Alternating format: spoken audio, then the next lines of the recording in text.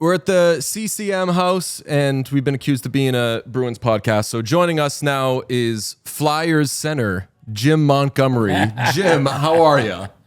Not only Flyers, Stars, Canadians, Blues. That's where I played in my most games. But yeah, short-lived career, much longer coaching career. But let me ask you, so as a former player, do you like that you can't get old? As a coach, you have to still be able to skate and everything. Do you want to at some point be able to kind of ease off that? Yeah, you don't have to be really good. You just push around. Even my fat body can get her and lumber around the ice and give them orders on what we want to accomplish. But you are right. Coaches can coach for a long time compared to players can play for a long time. It seems like basically since you've gotten here to Boston that everybody's been ready and willing to write off the Bruins and say that they're dead and say that this team's over the hill.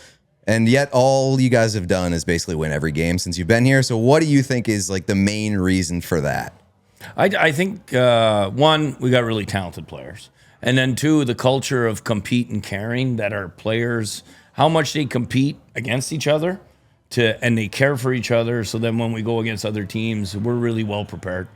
How much do you think, Chara, you weren't here for Chara, but obviously you in the NHL and coaching against Chara, you know what a leader he was. You saw what a leader Bergeron was. I think that when those guys leave, a lot of us assume that a team loses some of the leadership with it, but it seems like their generals just have fallen in line. And Marshy, we had him on, and he admitted he never thought he was going to be a captain early in his career. But what kind of leader is he? And for a group that should have lost a lot of leadership over the last couple of years, how much leadership do you think you still have? Well, we have tons of it. And, there's a great book I've read called Built to Last. And that's where you replace the best continuance of success is others learning from others and how they were successful. So Bergie learns under Chara, and Marshy's learned under both. Pasta's learned under both. And of course we have the younger generation of McAvoy, Carlo, Grzelcyk, Swayman. I mean, there's so many others coming in line. So they're lieutenants waiting to be generals. What's it like to coach a team with such bad goaltending? I don't know. I don't know. Of the guys that have left, of which there have been quite a bit, who do you miss most, coaching-wise and personally? Oh, that's a tough one to answer. Last year's team was so special. You miss Bergeron for sure, but,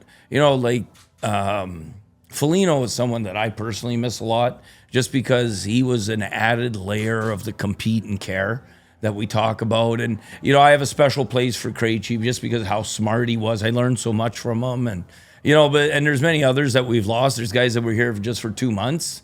Bertuzzi and Orlov were really good Bruins while they were here. My biggest regret is we didn't win the cup with that group. It was a special group. I think my favorite highlight of this season in particular, we followed you guys to Chicago, and while we were in the hallway after practice, you and Foligno chirping each other was like the funniest thing I've ever seen. It was, you were very quick to give him a chirp right back, so that warmed my heart. He said you were giving a press conference, and he tried to imitate you saying, I miss Foligno so much, and you said if only he were a good player. The best. Yeah. But he's unbelievable. And it is wild, though, that you can lose pieces like that, and other players still are there to kind of carry the torch leadership-wise. You don't want to learn lessons in a season that was as good as last season, but what lessons do you think the team did learn? It's a good question. I think the group that was together all year, we learned, how, we got to push each other maybe a little bit harder this year. Even we're having success this year, but we can't be comfortable if we're not doing things the right way. We're going to be a little more diligent in doing things the right way all the time so that when it comes to the playoff time, we're even more refined against adversity. We talk a lot about players of yesteryear, how they would hold up in today's NHL, and it's always fun to say, if you dropped Gretzky into this team now, what would it look like and everything. How much has just coaching changed from a coach 5 years ago to what it's like coaching now?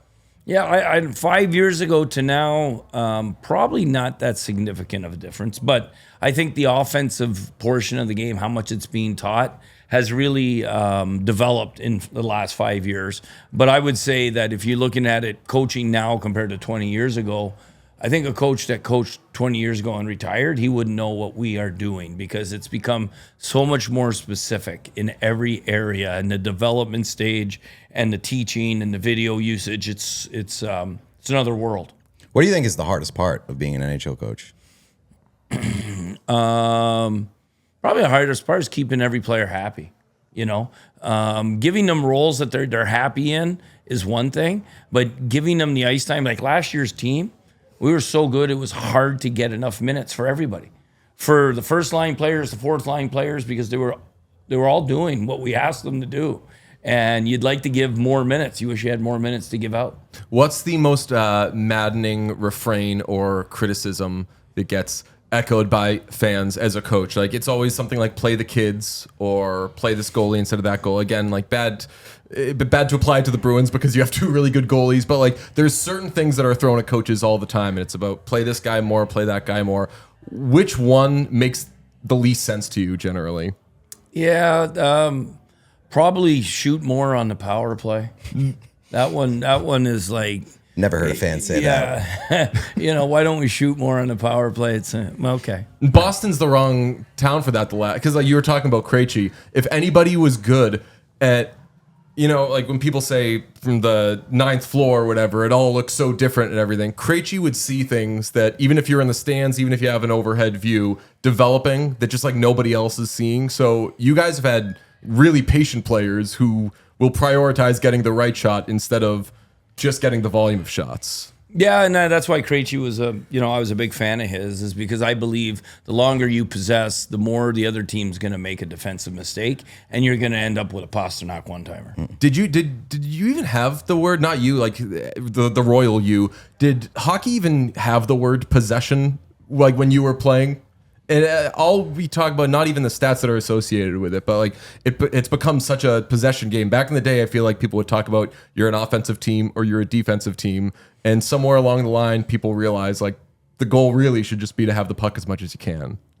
Yeah, it is. But you also, you got to possess the puck, and then you got to find ways to get to the hard areas to score. So that's, I think, where the game has really developed offensively. Is people use the puck on the outside, but you watch Connor McDavid and all the elite players now, the Pasternaks, they take it to hard areas, because if you stay on the outside, the goalies are going to stop them. The recent conversation has been about 3-on-3 overtime. Do you think that it needs to be changed, need to be fixed? Do you like it the way that it is?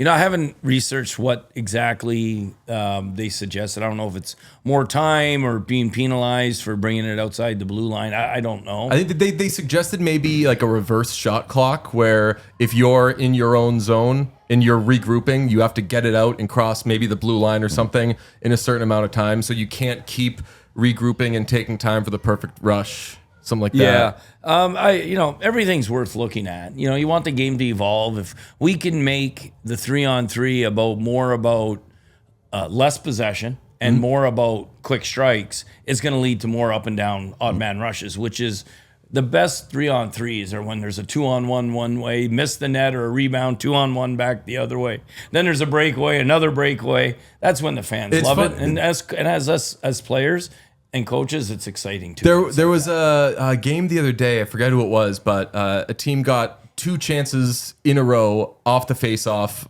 on 3-on-3, and the commentator said like, wow, like what a great overtime they're having. And the best part about that is like, you're not having a great overtime, because if you're getting those chances and you're not scoring, it's going to go the other way. Like overtime. Always. That's the best part. It's like, you better bury your chance because it's going to go the other way.